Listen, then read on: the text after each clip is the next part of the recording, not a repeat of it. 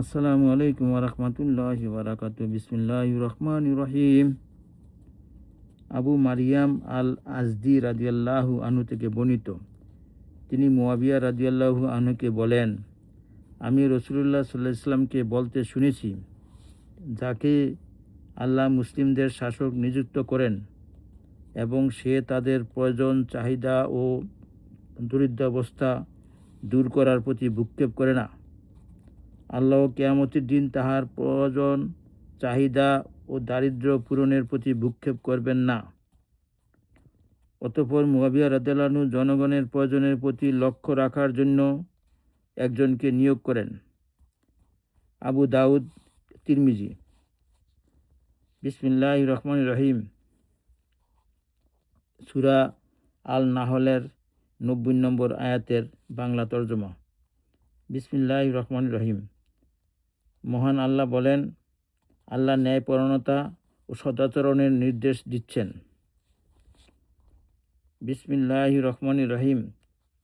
সূরা আল হুজরাত 9 নম্বর আয়াত, বাংলা তর্জমা। তোমরা সুবিচার করো, নিশ্চয়ই আল্লাহ সুবিচারকারীদেরকে ভালোবাসেন। বিসমিল্লাহির রহমানির রহিম।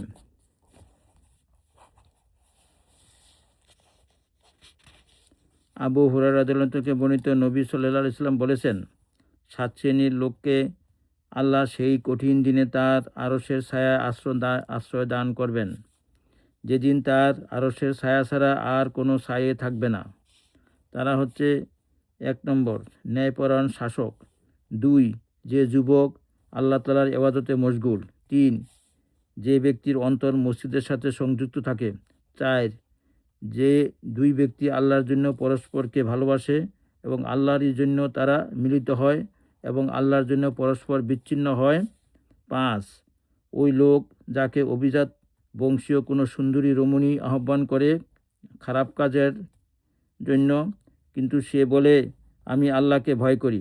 6, ওই লোক যে গোপনে দান করে, এমনকি তার ডান হাত কি দান করেছে তা তার বাম হাত জানে না। এবং 7 নম্বর, যে লোক একাকী নিভৃতে আল্লাহকে স্মরণ করে 2 চোখে অশ্রু ঝরায়। বুখারী। ইয়া আল্লাহ, আমাদেরকে এই হাদিসসমূহের উপর আমল করার তৌফিক দান করুন।